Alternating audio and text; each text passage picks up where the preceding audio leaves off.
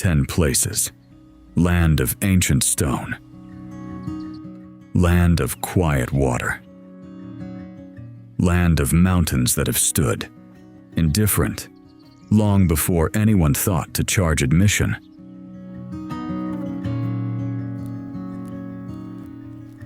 There is a version of the world where these places cost nothing to see,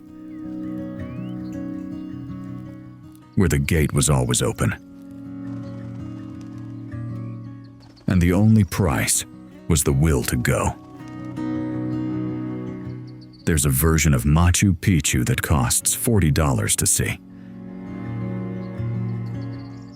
There's another version, the one your grandmother saw, mist rising over empty terraces at dawn, that cost nothing at all. The stone hasn't changed. The mountain hasn't changed. What's changed is the year you were born. That free version of the world is disappearing. Quietly, one policy at a time. This isn't a reason to stay home. It's a countdown. 10 places still worth every mile, and exactly what they now ask of you in return.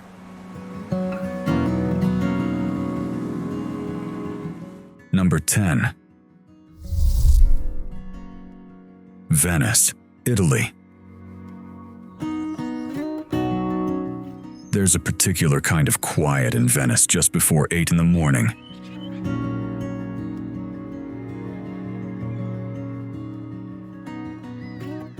Before the crowds, before the boats, when the water still holds last night's reflection of the lamplight.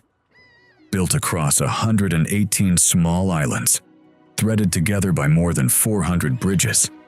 This is a city that shouldn't exist, and yet has for over 1,000 years.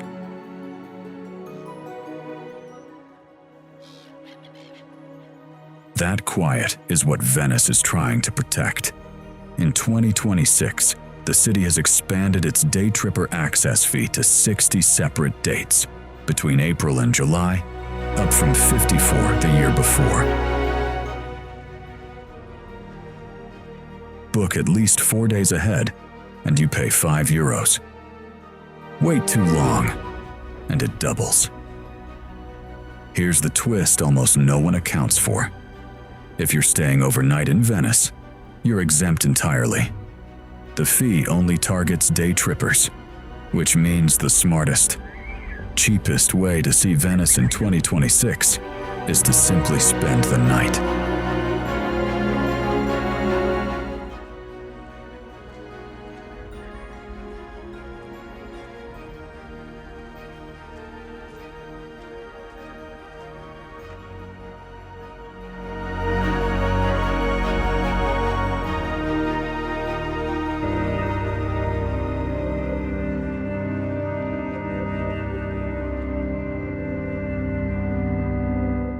Number 9. Kyoto, Japan.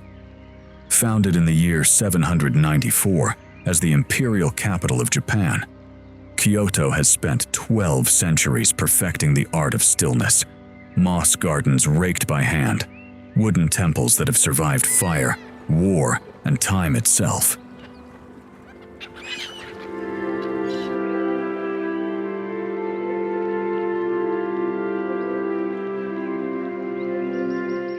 The silence in a Kyoto garden at dawn feels older than the country around it.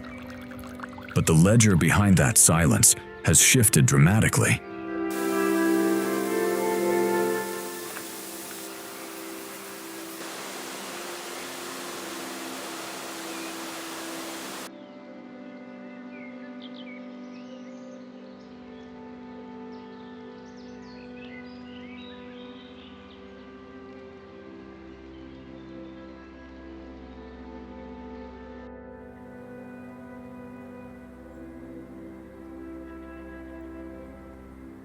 Hotels charging more than 100,000 yen a night are now facing a tax increase of up to 900%.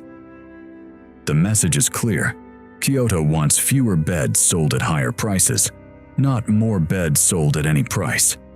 The pro tip most travelers miss: Kyoto's mid-range and budget accommodations are largely untouched by this hike, which means the smartest visitors in 2026 are booking modest ryokans just outside the historic core, saving the luxury splurge for a city that isn't actively trying to slow tourism down.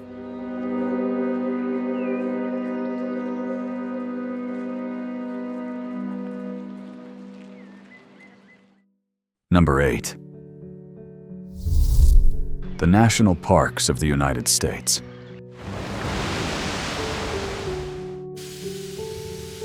There's a stillness to Yellowstone before dawn, geysers breathing steam into cold air. Bison moving slowly through frost-covered grass, nothing else stirring for miles.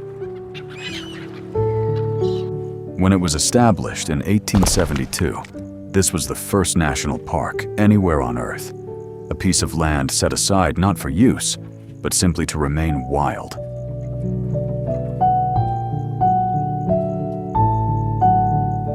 That wildness now comes with new fine print.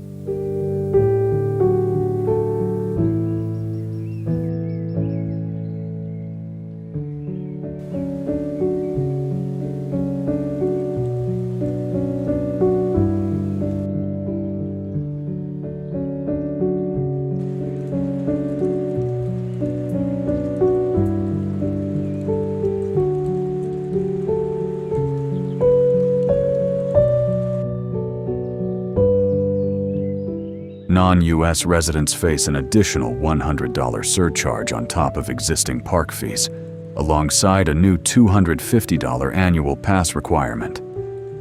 If you're planning to visit more than one park this year, the annual pass pays for itself quickly. But for a single trip, it's a cost worth building into your budget months in advance, not discovering at the gate.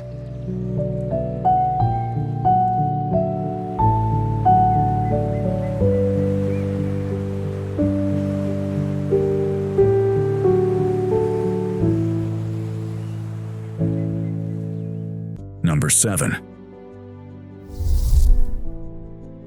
Bhutan.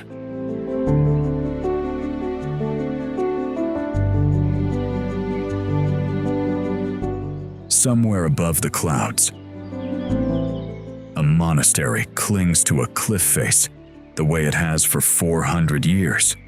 Prayer flags moving in wind that has crossed no border to reach them. Bhutan was the first nation on Earth to measure its progress not in economic output,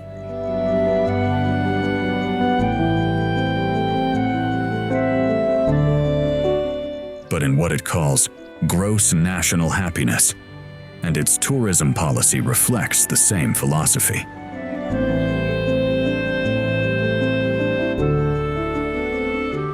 Every visitor pays a sustainable development fee of $100 per person, per night. Starting this year, a new 5% tax applies to accommodation and guiding costs, though the fee itself remains untaxed. Here's the wait what.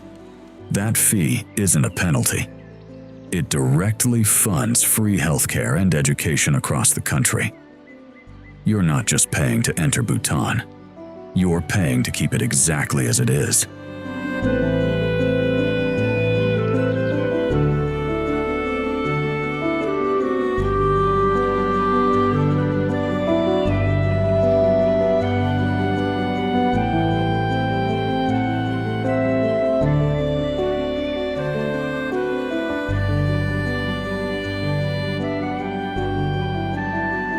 Number 6. Amsterdam and the Netherlands. Canals catch the last light of evening here, the way they have since the 17th century.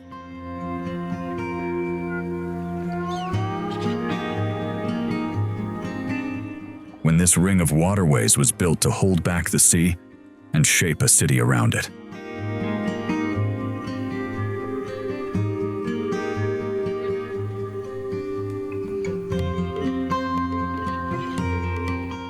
In 2010, UNESCO recognized the entire canal ring as a World Heritage Site, one of the few times an entire functioning neighborhood has earned that status.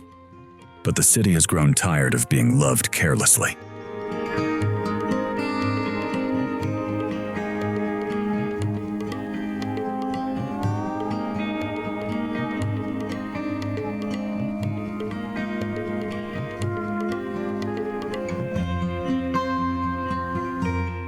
In 2026, the Dutch government raised the VAT on overnight accommodation, adding real cost to every hotel stay in the country. The workaround serious travelers are using now, staying in neighboring towns like Haarlem, a 20-minute train ride away, where the same golden hour light falls on quieter canals, and the tax pressure is lighter.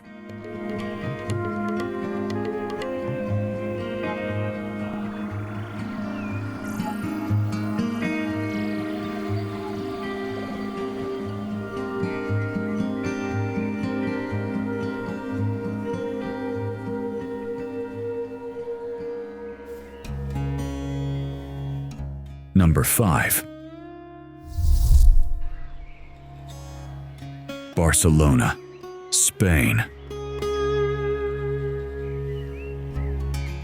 Gaudi's spires still catch fire at sunset, the way they have since construction began in 1882. A cathedral so ambitious, it remains unfinished more than a century later, and is only now. In 2026, nearing its long-awaited completion, Barcelona wears two faces at once: the postcard city of that skyline, and the working port that brings millions through its gates every year.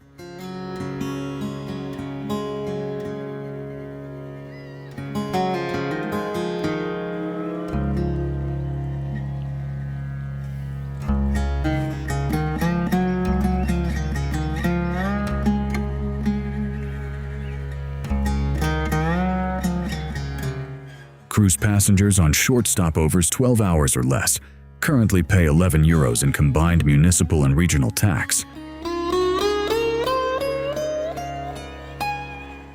But city leadership has proposed nearly tripling that fee to €30, targeting passengers who set foot in the city for an afternoon and contribute little beyond foot traffic.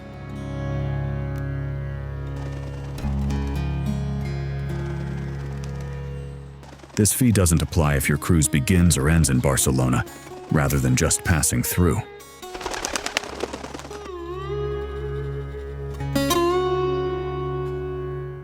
Starting or ending your journey here, instead of treating it as a quick port call, is both cheaper and a far better way to actually experience the city.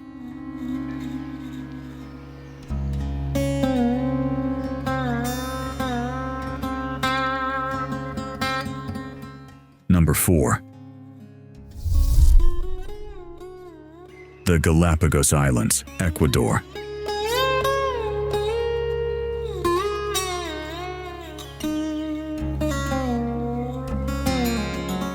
Here, a marine iguana does not move as you approach.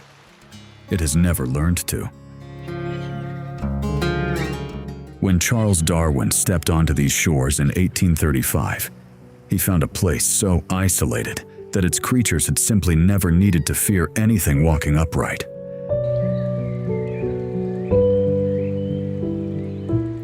Keeping it that way isn't free.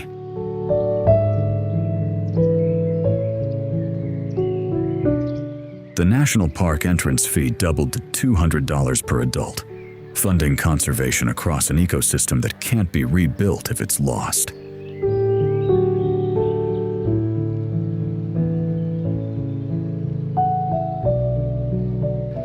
Add a $20 transit control card, required just to move between islands. Spread across a typical 8-day trip, the $200 fee works out to roughly $25 a day, less than a single day's entry to the Serengeti, for arguably the most fearless wildlife encounters on Earth.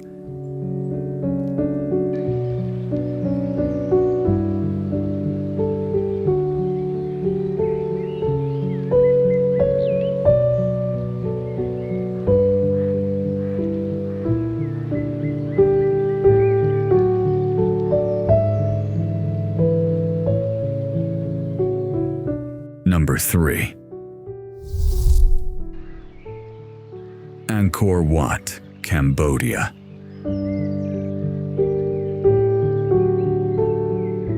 Before the sun clears the tree line,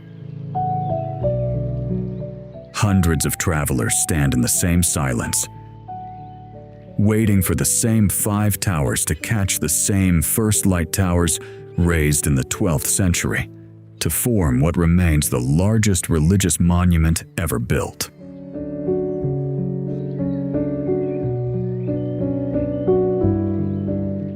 Unlike most places on this list, Angkor's pricing has stayed remarkably stable. A 1-day pass runs $37, a 3-day pass, $62, a 7-day pass, $72.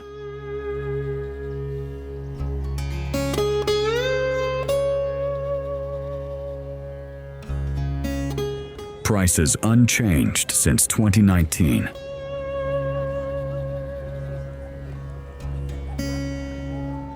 Covering more than 90 temples reclaimed from the surrounding jungle.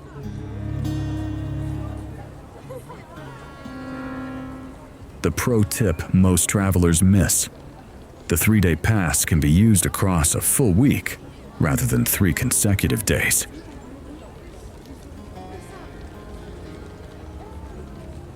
Giving you the flexibility to return at dawn and again at dusk, until the stone starts to feel familiar.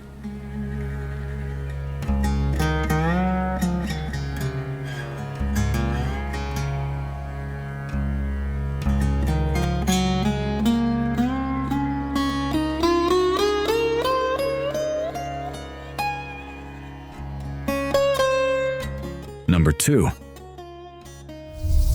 Dubrovnik, Croatia. Lord Byron once called this walled city the Pearl of the Adriatic, and from the sea, at golden hour, it's easy to understand why.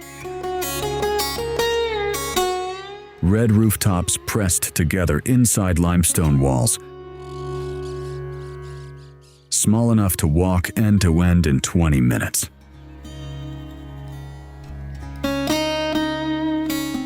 That's exactly the problem when a single cruise ship can carry more people than that.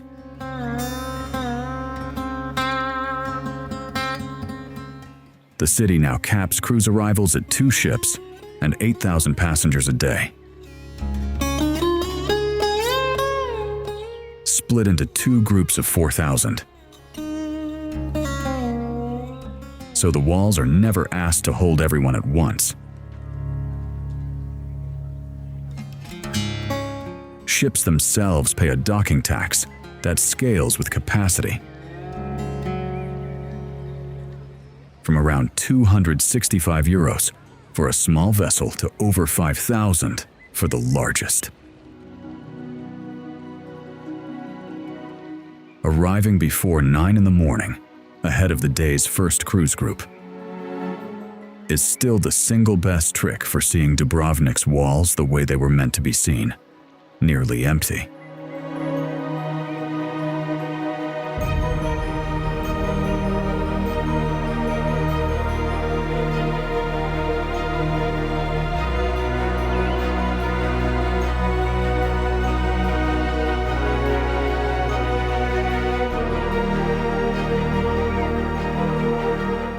Number 1. Machu Picchu, Peru. Which brings us back to where we started. Built around 1450 as a retreat for Incan royalty, and hidden from the outside world until explorer Hiram Bingham was led to it in 1911.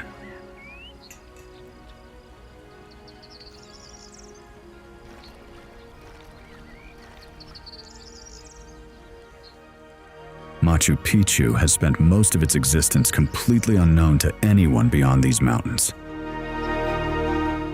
The $40 entrance ticket that opened this video is about to become roughly $52. Effective May 2026, and a new conservation fee. funding the preservation of stonework that has already survived 6 centuries. Additional circuits, Huayna Picchu and Machu Picchu Mountain, run closer to $62. Both capped at just a few hundred tickets a day.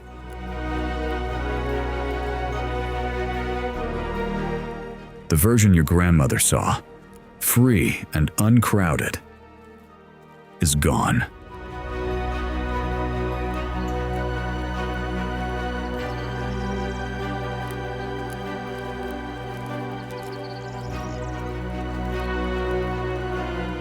But the version available to you right now, for around $50, before the next price increase, is still one of the most extraordinary places a person can stand.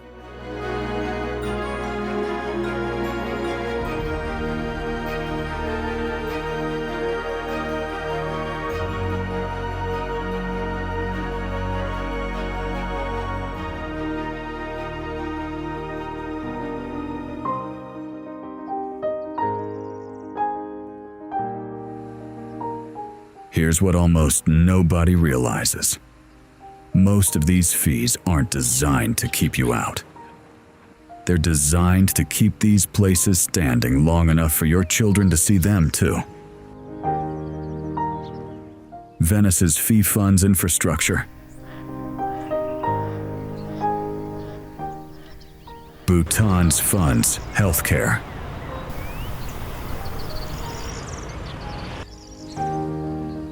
Machu Picchu's funds preservation of stonework that's already survived 600 years. These places less worth visiting. If anything, it makes them more urgent. The Venice of today, with its early morning quiet, may not be the Venice of 10 years from now. If you want the full breakdown, country by country, fee by fee, with the exact booking windows that save you money, that's exactly what we build for you at Trip Nestro. Plan smarter, see more, pay only for what's worth it. We'll see you on the next journey.